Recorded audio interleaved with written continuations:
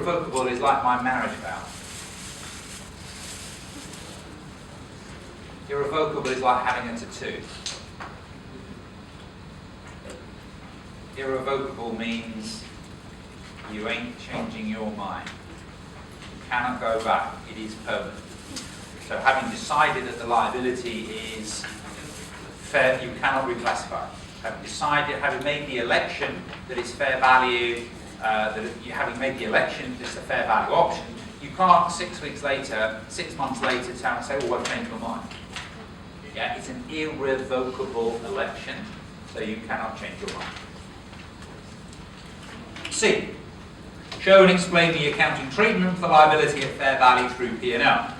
If the bond had been issued as a trading item, then it is to be measured at fair value through P&L.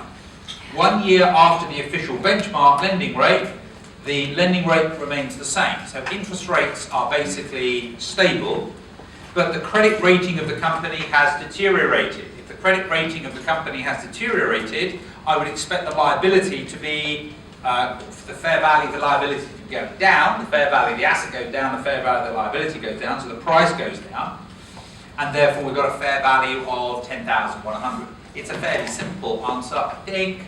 It means that we take it to the OCI, and there will be no recycling. So we've got a fair value through profit and loss. We've got a fair value of 10,100.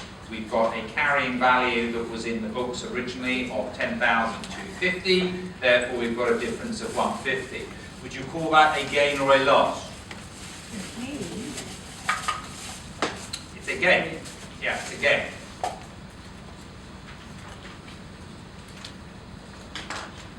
Gain has risen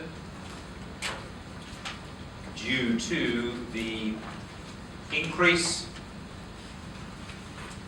in the credit risk.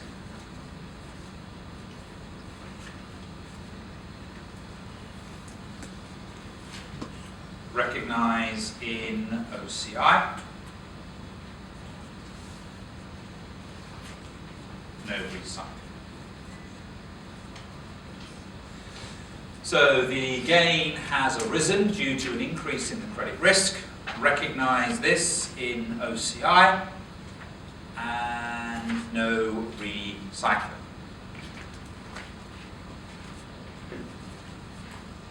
Please, can we turn the page over?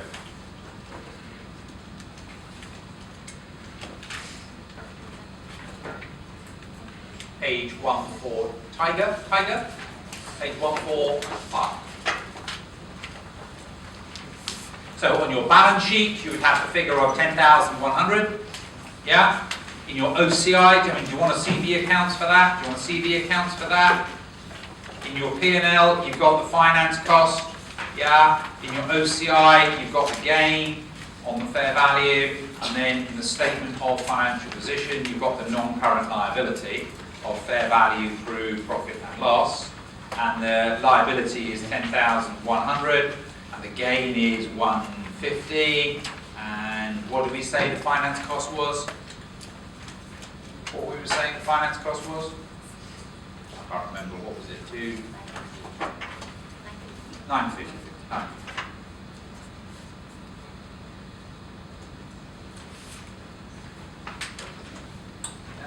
I'll tell you what, if I was the examiner, I'd put that in question number 1. I'd put a little fair value through P&L story in question number 1 and talk about the change in value being down to credit risk. This expense you would have to work out using amortized cost. That goes in retained earnings. That's part of working 5. This gain, because it's in OCI, would be part of other components of equity. And then on your balance sheet, you would introduce the 10,100 as the liability. That's what I would do. And then I can easily see that it's worth 3 or 4 marks in the context of a question. Or he could ask you to just write it out. Right, Tiger, page 145. Tiger, page 145.